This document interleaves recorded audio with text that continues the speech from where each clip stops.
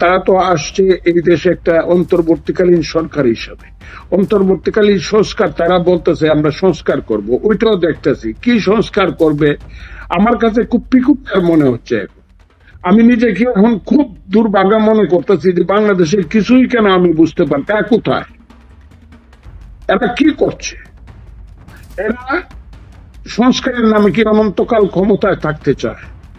সংস্কার তো আমি মনে করি ওই আমরা যেদিন পাহাড়ের গোড়ায় ছিল মানুষ, সেখান থেকে ধরে অনন্তকাল কিয়ামত পর্যন্ত সংস্কার তো থামবে না। এই সংস্কারকে তারা কিয়ামত পর্যন্ত বাংলাদেশের ক্ষমতায় থাকতে চায়। এই যে নবম আত্মা, আমরা আজকে এটাই বললাম, এই যে নবম আত্মার একটা সন্নিবেশ ঘটেছে এই মন্ত্রিসভা বা উপদেষ্টা পরিবর্তন নবী। এরা বিনা ভোটার বিনা মানে রিপ্রেজেন্টেশনে এরা বাংলাদেশের ক্ষমতার অনন্তকাল থাকতে চায়। এখন কি হবে আমি জানি না, এবং সেটা হওয়ার জন্য আইনে আবার ৭৫-এর খুন, আমি এদেরকে খুনই বলি না তো। কয়েকদিন আগে যে নরপশু নরদম একটা মেজর যে সাক্ষাৎকার দিল, আমি তো করে বলি ১৭৫৭ সালে মোহাম্মদ বেগের সঙ্গে পূর্বপুরুষের দেখা হয়েছিল। একটা অসহায় মানুষ নিবৃতে ঘুমিয়ে আছে নিজের বাড়িতে, তাকে হত্যা করে সপরিবারে শিশু বাচ্চাটা সহ, এগুলো আবার বড় বড় করে খুনি না করে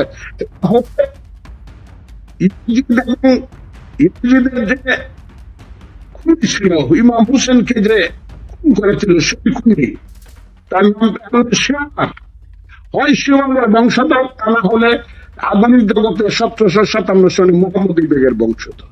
এদের কথা শুনতে হবে, এদের কথা শুনে আবার হাততালি দিতে হবে, আবার তাদের কথা শুনলে মন্তব্য করতে হবে।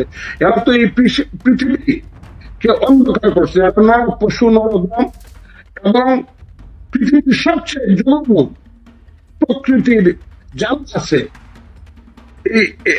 এটার সন্তান হলো এরা। এইসব প্রশ্নের উত্তর দিতে চাই না, এরা কেন সামনে আসছে।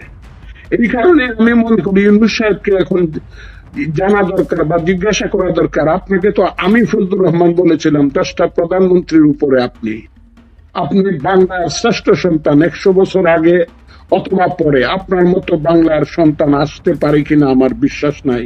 আপনি বাংলার শ্রেষ্ঠ সন্তান। এখন আপনি ইউনূস সাহেব কি দেখাচ্ছেন? আপনাকে রেখে রেখে খুনরা সব এসে এক হইতেছে।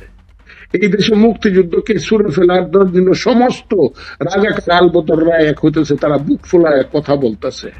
এই দেশটা সৃষ্টি করার জন্য তো আমরা ৩০ লাখ লোক জীবন দেয় নাই। তাহলে আজকে আমি আপনাকে বলতেছি এই যে চক্রান্ত হচ্ছে, এই কারণে আমি বলছি আমি আর এখন নিজেকে বুঝতেছি না। ৫ই আগস্ট আপনি বীর মুক্তিযোদ্ধা, ৭১-এ আপনাদের বীরত্বে যুদ্ধে আমাদের এই স্বাধীন দেশ, ৭১-এ যাদেরকে আপনারা পরাজিত করেছিলেন, সেই জামাতি ইসলামী, সেই জামাতি ইসলামী আজ বলছে জামাতি ইসলামী এবং সেনাবাহিনী এই দুটাই কিন্তু বাংলাদেশের দেশপ্রেমিক শক্তি। এর বাইরে তার দেশপ্রেমের সংজ্ঞা তৈরি করছে তাদের মাধ্যমে তারা। আমি আজকে আপনাকে বলতে চাই এই কথাগুলোর উত্তর আমি বহুবার দিচ্ছি, এখনো আপনাকে দিচ্ছি। ওই যে সেনাবাহিনী আর তারাই বাংলাদেশের দেশপ্রেমিক শক্তি, এটা সেনাবাহিনীর ব্যাপারটা নিশ্চয়ই সেনাবাহিনীর সার্বভৌমত্বের প্রতীক। মুক্তিযুদ্ধের মধ্য দিয়ে সেই সেনাবাহিনী প্রতিষ্ঠিত হয়েছে।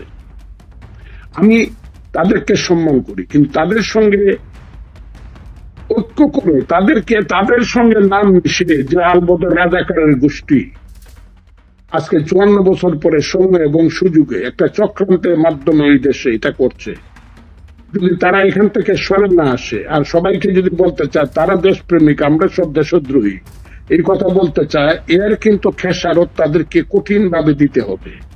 আমি কথাটা বললাম, এই দেশে যে বলতেছে ৫ই আগস্টকে বলতেছে দ্বিতীয় মুক্তিযুদ্ধ, না, আমার কাছে যেন মনে হচ্ছে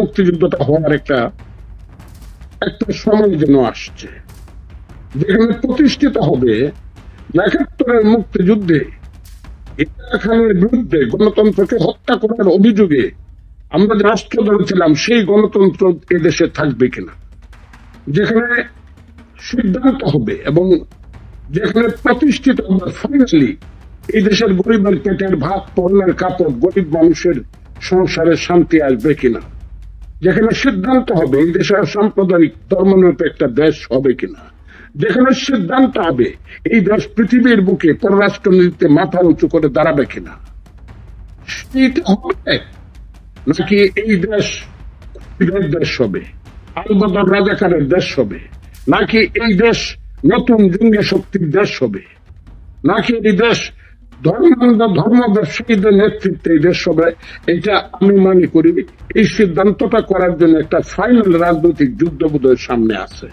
সেই যুদ্ধটার জন্য এই দেশের মানুষকে সিদ্ধান্ত নিতে হবে এবং প্রস্তুত হতে হবে বলে আমি মনে করি।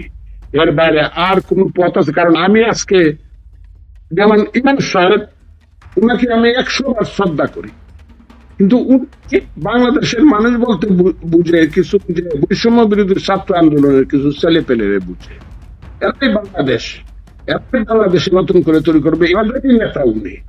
তারা 18 কোটি মানুষের কি হবে? এরা কারা? এদেরকে তো চিনে ফেললাম গত 5 মাসে।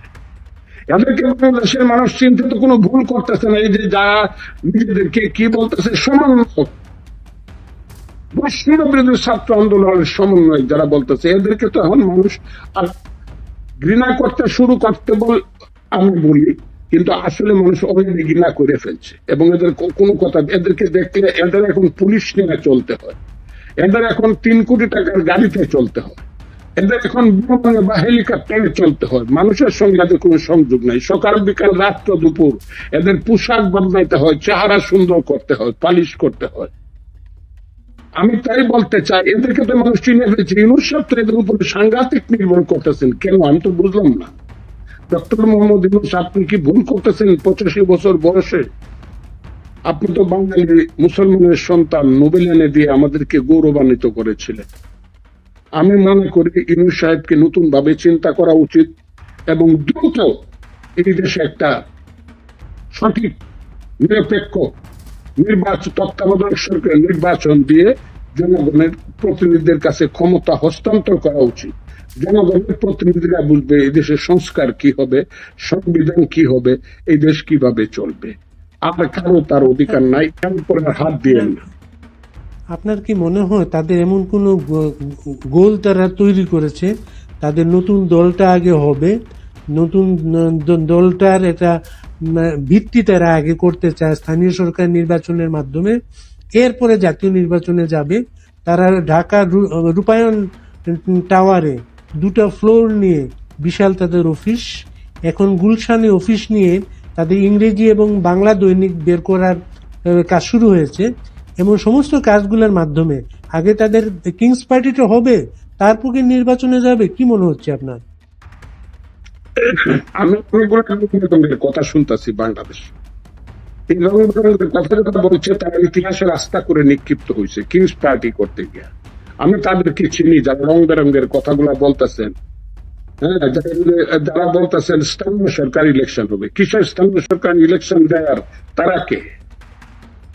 স্থানীয় সরকার ইলেকশন দেবে যে নির্বাচিত সরকার আসবে, সেই সরকার যখন থাকবে তখন নির্বাচন কমিশন স্থানীয় সরকার ইলেকশন দিবে।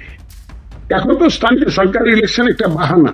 এই বাহানার মাধ্যমে তারা ক্ষমতাকে দীর্ঘস্থায়ী করতে চায় এবং ক্ষমতাকে দীর্ঘস্থায়ী করে এই দেশে তারা তাদের কুৎসিত যে ফিলোসফি এখন তাদের সামনে নিয়ে আসতে চায়, সেটাকে প্রতিষ্ঠিত করতে চায়। আমরা দেখতেছি তারা তো বলে, আমি তো বুঝলাম না, আমার কাছে অনেক লাগে এসব ছেলে পেলে যাদের বাড়ি দেখি, ঘর দেখি, আমার কাছে সব ইতিহাস কিন্তু আইসা গেছে। ঘর আছে, দোয়ার নাই।